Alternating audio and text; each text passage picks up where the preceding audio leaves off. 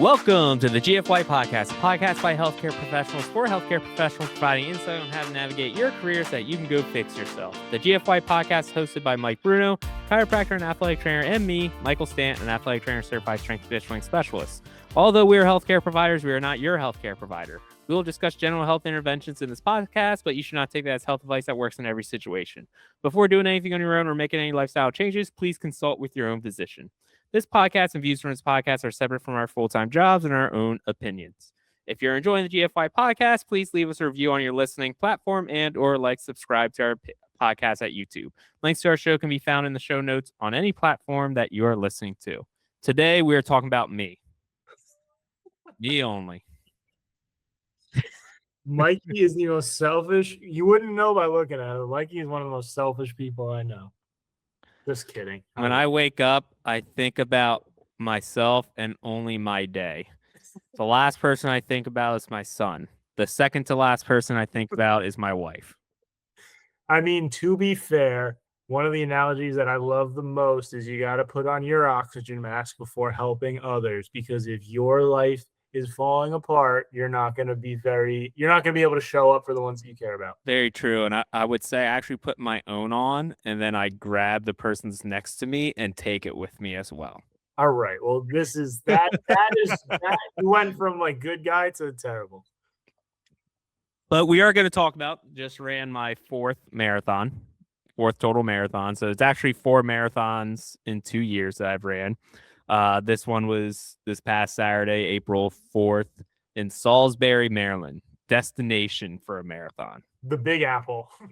Big Apple marathons. Yeah.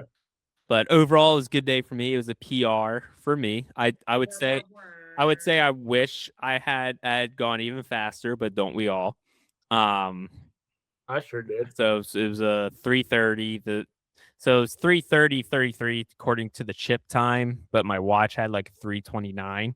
I'm really confused on what happened there, because if for people who were following me along on the app they're like, yeah, it said you ran the first mile at not in a 9:48 pace. Mm-hmm. And I was like, no, my watch said I ran. Every alert that I got, you were like 7 or somewhere in the 6s. Like, there's 750. Like I hung around 750 a lot on the front end. So and then it was like up and down around that until near the end where it was just hot. It was bad. Did you hit a wall at all? I don't know if I would say I hit a wall. I would say this was a little different in the fact that it was really just hot. For me and you talking about Atlantic City, it got hot at the end and things like that. This was warm from the get. It was like the temperature at race time was 63, but a little humid. And I think it was upper 70s by the time I finished. Wow. So no one's acclimated to that at that point. You just kind of have to let it go. I don't know if I would say I hit a wall. It was the fact that it was hot and I just really wanted water all the time. So I think I stopped at every station except one to get water. Just because I was it's not something you carry on with you, and I was I got to make sure I get as much as possible. I was probably having 50 to 60 grams of carbohydrate an hour. Okay. I feel like that's a lot. 60 is the ideal goal. That's the at least recommended. And it's actually recent research has shown us that you can go as high as 90 to 120 grams of carbohydrate. The biggest thing is just can your stomach tolerate it? But it is something that you can train. What's your vessel of choice? I was using just gels. Yeah, I had gels, and I also bought these little 50 calorie fruit bar things from ShopRite. It was just a good little mixture, and then they had Gatorade at each table. Dude, my stomach was in knots. Atlantic City. Yeah, the second half. So there was no getting anything down. So I think that was just a double whammy. Yeah, I would say even in retrospect, even for this one, I need to keep training that. And I didn't have any. I had some stomach issues near the end, but at that point, you're just whatever. I'll get there. You'll be good. Yeah. I have a good couple stories from it, because you're always going to get some good stories while you're running. There were these as I was like at the start line, getting ready, like just standing there waiting for them to do their thing. It was a small marathon, so it was like I legit was like at the front. Um, How and small are we talking? yeah, Like, there are these two girls talking about, all right, we're gonna do negative splits. This is gonna be our pace to start. And like as they were saying it, I was like, I'll be honest, that's kind of what my plan was. So I'm gonna just pace off of them. And you're so like a draft car. You were just yeah, like, oh yeah, exactly what I was doing. And so going through the majority, it was probably like mile 12, 11 or 12. And it was these two girls both doing it, and I hear them talking about it. And at one point, one of them like dropped their goose, and she turns around, and she already looked like eyes bloodshot. Like the look on her face was like, "Oh God, she's not surviving this." 2 miles, I ended up just like gradually passing her, and then the other girl was like another mile until that she like like ended up cramping out, went off to the side, and I was like, "Oh God, that sucks." Like, and I felt bad because like this is something with running too. Like, you just gotta have fun out there. When you're not having fun, it's not a good time. So it's like even like when you have those, like I had in Atlantic City, it's like pissed off initially, and then it's just like, you know what?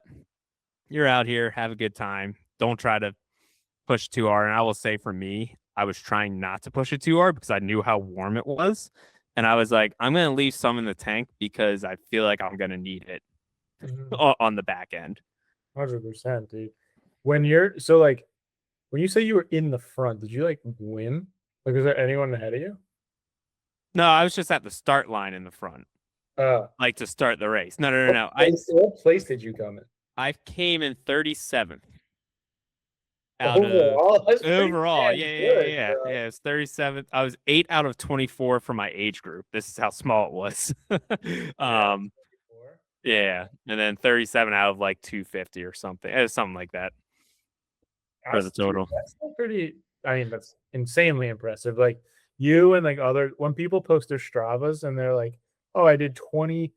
Like, there's a running influencer I follow, 20 miles, 620 pace, and his resting or in his heart rate, the average heart rate the whole time was somewhere in like the high 150s. And I was like, that just boggles my mind. Yeah, I'm How not he's quite able there. to do that. It- I have not It's quite there. it's so impressive. So impressive. What'd you learn? What was your lesson this marathon? Oh, my lesson this marathon was the fueling because this is the biggest thing. It's like during the race when you have a little bit more energy. Like that was probably the most I'd ever taken in on a run was what I actually had during the marathon. Because think about that. If I had 60 grams of carbohydrates, that's 240 grams or 240 calories per hour. I Mhm, was out there for 3.5. So I mhm. had almost 800 calories while running. So that's a good amount of food to take in. Yeah, what do you And, think do you think that's a Big Mac and maybe something else? yeah, yeah. Yeah. But what my biggest takeaway was actually how I felt after the race. Like I was not dead. Like like I was tailing off at the end. I wasn't able to keep the paces. Like I was at like an 8:30 for mile 24, 25, and I was able to get down to like 8 to 8:15 is what I finished at. But I felt way better after the race. I wasn't dead to the world that the rest of that day or the next day.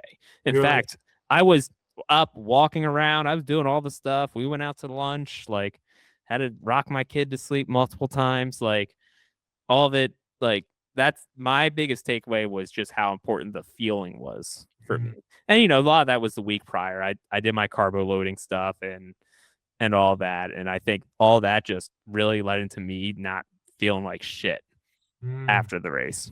I see an analogy here, There like, you go. What you got?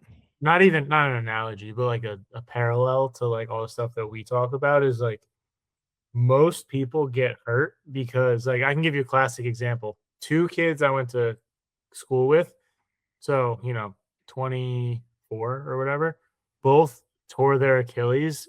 One was playing pickup basketball and one was just playing like weekend warrior tennis. And the reason that happened, like still both young active guys, Mhm. was because like their bodies were not prepared to do that thing. They were, they were, you know, high school athlete, whatever level. Like one kid actually played football in college, but then started doing way less. And Yeah. then we're like, oh, I used to do stuff like this all the time. Let me just like go from like this low bar to like jumping right back into like high intense activity. Their body physically wasn't prepared for it. And you get that, you get like the Achilles snap is not a good, like it sounded like they both say it felt like someone shot them. Yeah. I've heard that's the common. But like they heard it snap like the whole thing. It's like yikes. So like if they were doing not even like consistent, I can't even say if they were training to play pickup basketball, but if they weren't doing their gym bro splits and they had like plyo type activity Yeah. woven into their exercises, nothing crazy, like they would be more acclimated to be able to just like pick up and do that. It's actually like right before we were recording this, how I was talking, I was like, all right, like I would like to get faster. Yes. It's not my top priority, but I also want to consistently get better in the gym like Muay Thai. And then I also like don't want to get weak as shit. So I need to have some form of like strength training. And it's what's the minimal effective dose? Like what's the smallest thing that I can do to make progress? And like you said, you're like, dude, if you're gonna actually get faster, like running twice a week is not the thing. But Yeah. if your priority is to maintain and like gradually improve all those three things at the same time, like my fitness goals right now are not specific, they're general. No. Yeah. They're very general. So, like, so I have to, so no, being aware of that is like, okay, cool. My expectations should not be to see these massive improvements. Slight improvements over time, sure, but I'm not getting all these massive spikes as if I just focused on running or just focused on the Muay Thai, whatever. So that is my takeaway from your takeaway. Yeah.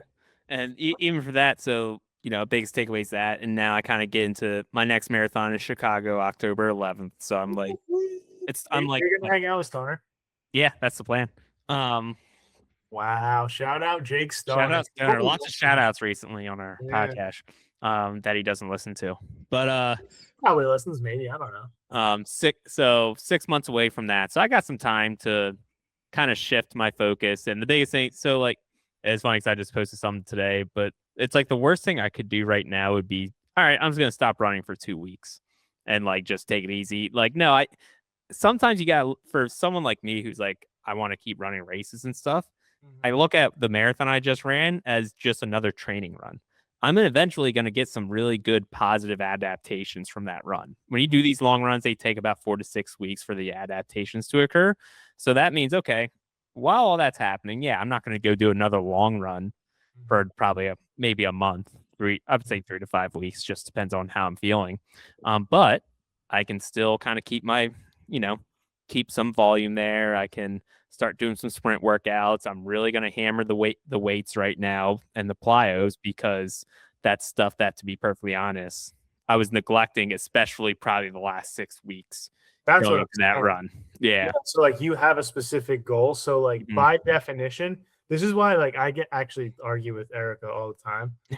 Like prioritize, like she's like, oh, I'm a teacher. I'm a woman. Women are great at multitasking. I'm like by definition, multitasking means you're going to suck at both things comparatively to just doing one of them. And humans actually aren't good at multitasking. There's been research done on it. So go about the ABC 1, 2, 3. I can't remember what it was, but like it's straight up like we cannot multitask. You need to focus on one task at once and then go switch to the other one. Boom! I'm sending this. Her parents listen, so I can't wait to hear this. So that is So like by definition, right? It's like your whole intention is to get better at one specific thing. So like that has to take the heavy lifting and like the majority load. That to me, like when I was going through it, I was like all or nothing, which was wrong. Like don't do that. Yeah. The mentality is like, okay, if I have to focus on one thing, I have to scrap everything else. Also, that does not work. So how do you keep the main thing while also keeping the stuff that is going to support and supplement not a priority, but you also like keep it in the mix. Yeah, you gotta keep it in the mix, and like that's why even when you write programming and stuff, it's like you always have that overarching goal. If you go back to like strength conditioning and how you program, right? You have usually the goals of a lift or workout. It's hypertrophy, strength, power, endurance. But like right, all that it used to be right. All right, if you wanted to get muscle hypertrophy, it has to be 3 to 6 sets of 6 to 12 reps. If you want strength, it's got to be 5 to 7 sets of 3 to 5 reps. If you want at certain percent, there's crossover in all of it, but you can really focus more on intent and strength as opposed to muscle hypertrophy. But you're still going to get muscle hypertrophy.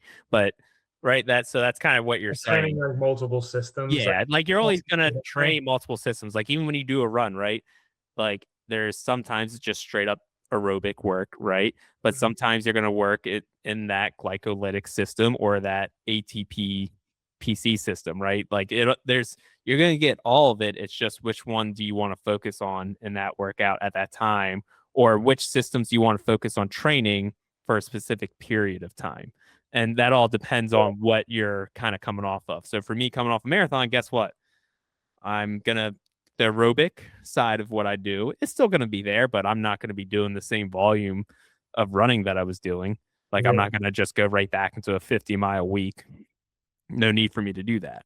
I look at it like, as you were explaining that in my head, is like if you zoom out and you have this like huge graph, the trend is like up and to the right, and the line should look pretty straight. Where it's like, hey, like you're doing one thing, you're just getting faster. But if you zoom in on that line, there's actually a lot of variation up and down because that's like hard sprint days, there's rest days, there's long run days, and there's all these little things happening. But like those are incrementally changing over time. So when you zoom out, you can see the progress. But like if you zoom into a week, it could look like what's the goal here, right? So like there's multiple things happening at one time, but like from a intention standpoint, it's like I want to PR this race, right? So you're doing everything in your power to make the macro happen. But if people didn't have the context, the micro might not look the micro might not add up. Am I making any sense? Yeah. No, you're making sense. And what I would say too, so think about I'll bring this back to how let's say you played a sport. My sport is running. But when you're out of season, right, you do some skill work, right? You still do some, let's say you play soccer, you still go play pickup soccer or whatnot. But really the goal is you're doing a bunch of conditioning and weightlifting during that time. And then as you go from out of season into preseason, it starts crossing over, right? You're doing a lot more sport specific work, but then your volume on the weightlifting stuff really kind of drops and you're really just kind of maintaining intensity. It's the same idea. Like you really just de-emphasize one part of your training to focus on the other. And like that's like when like progressive overload and all that type of stuff. But like in season, out of season, I had this conversation with a client who's a golfer, and he was like, now that we're getting in season for golf, he's going to be playing golf a lot more, tennis a lot more. He's like, what should my routine look like? And I was like, so what we were doing before is like we were hitting the weights harder. We were doing a lot more plyo intense stuff. We cannot do stuff at that amount of volume anymore because like your volume of high intensity stuff is going to be taken over by tennis, and then your like long duration stuff is going to be golf, let's say, right? So like the changes in like you only have, let's say, like the total volume of activity is this. So before we could fill the whole thing up because he wasn't playing tennis or golf with the gym and plyo and whatever. But now that we're in season, let's say half of that is filled up with the actual thing, so like the sport. So like the rest of the volume we can play with, but we have to understand that we're just filling this bucket because if we overload, that's where stress and injury risks just skyrocket. Yeah. If he kept on trying to do what he's doing with you the entire time and then just add everything, that you just can't do it. Well, you can try. It's just you're most likely gonna have a couple bad weeks like that, and really increase your risk of injury. Yeah, and like you can't do it all. And the annoying part about it is like it's like the master of none conversation, right? So like if you're trying to be like really great at everything, you're gonna end up being just mediocre at a lot of things, which is fine. As like that's literally what I'm signing up for Yeah. right now. I'm like, I'm signing up to be like this phase, this season that I'm in. Like, I want to be mediocre at 3 things. Like, I'm cool with that. Yeah. Like, if I was like, hey, I'm gonna like, I want to enter a Muay Thai fight, like that would, or I want to run a marathon, that would shift one of 2 directions, you know? So that is, I don't know how we got here, but this is a good conversation. Yeah. I think I was just talking about how my recovery will be following a marathon because like I think you see some people they hit their big event and they just go, all right, I'm doing nothing for a little bit now. Yeah, nailed it. Yeah. And it's like, nope, because then that's why I'm saying it's like they just did all this training. You honestly probably just had a really good like training event. Like, don't let that go to waste. Like, if there's a smart way to keep up your physical activity and really benefit from that run. Oh, 100%, dude. Like the when people say, I was actually having this conversation earlier where people say like rest is or just rested or take some time off, well intended, but it really misses the point and like dilutes the whole purpose because it is so hard to make gains, but it is so easy to lose them. So Much easier. Yeah. so when your whole goal is to make progress over time, like things are going to look different, stuff is going to change, you have to be adaptable and pliable in that nature. But the ultimate goal, like that's where your singular focus should be at all times. Yeah. And I actually had this conversation with one of my clients where I was like, hey, it's whatever way we can keep you doing something because once you have to start not being able to do the activity that you're training at, it like you said, it gets that much harder to get back to where you were at. And Mhm. sometimes, yes, you're gonna have to take that step back. But hey, if I was forced from an injury to have to take 4 weeks off from running, Mm.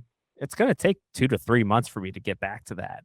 And Oh, you're gonna be like I would be in mental shambles about it. Like shambles. and part of it is, the endurance aspect, the aerobic aspect, you don't really lose that Mhm. quickly, and you can always somewhat maintain that, but you lose strength and power very quickly. Oh, And so fast, so yeah, fast. Like that's why I have such a hard time with the idea of people who like tweak their back deadlifting and never deadlift again because the longer you stay away from it, the more gun shy you're gonna get, and the harder it's gonna be to do anything. Forget like deadlifting with a bar heavy weight, just that pattern in general. So that's yeah, why like you tweak your back deadlifting 10 years ago, and like now you throw your back out lifting up the laundry bin. Like if you're avoiding an entire pattern altogether, that is infinitely more risky than finding a way to modify, start small, and gradually rebuild your tolerance to that motion. And you'll probably get back to where you are and then continue to make progress if you do it in a smart and controlled way. And like that, like the as soon as I hear that, I feel it like come up the back of my head and like I yeah, just want to like word vomit on them. But they're scared. So like it's a hard thing to juggle and manage, but as long as you do it in a way that's safe and effective, most people undershoot themselves. yeah, For yeah, sure. for sure. And I'm sure like what's cool is like once you go through an eval and show them, hey, you're not like as you're not as weak as you think you are. Dude, dude, oh man, to talk about getting me on a tangent, the amount of people who are like, "Oh, I just need to strengthen it." I'm like, "Dude, you can." I literally had this conversation. This guy could bench 300 for reps, squat 500 for reps, and he's like, "Oh, should probably strengthen that weak muscle, right?" I'm like, Which "What?" It's what like a shoulder muscle or something was that his it was issue? a hip thing, but I was like, No. You're not weak." Now, No. if you're benching that much, you're getting hip involvement. Like you're probably But like his main thing was squatting and deadlifting was bothering his hip. I meant he was just a strong guy in general. yeah, But even him, he's like, "Oh, I need to." I'm like, "What more could you possibly do to strengthen?" Like you're in the 1% club right yeah, now, especially for his age group. So you thinking you have to strengthen something is silly, really. Like it is. Strength is the last thing on my mind. You being able to express the strength that you have, that's a different story. yeah, yeah. It's usually not. We talk about strengthen or like I know we've had this topic before, Yeah. and it's like strength's not the issue. It's always the expression part. Strength is not the issue typically, unless you had some crazy neurological injury or surgery. Correct. That's usually the only time where it's like, oh, you are actually just like weak and cannot activate that muscle because it just got freshly cut into. Yeah, exactly. And outside of those scenarios, insanely rare. Yeah. So that's and I guess you could argue that it's semantics, right? But the whole mindset shifts when it's like what you're chasing, what the focus is, where the goal is, comes back to literally what we were just talking about. So like if you're focused on if your focus is like how do I put this? I'm like, if your focus is strength and you're going to chase that rabbit hole, but really what you need is more mobility so you can express the strength that you have, you're sending yourself this way when you really need to be going that way. And this stuff is just going to get you. I always say, if you train to look like a statue, you're going to feel like one too.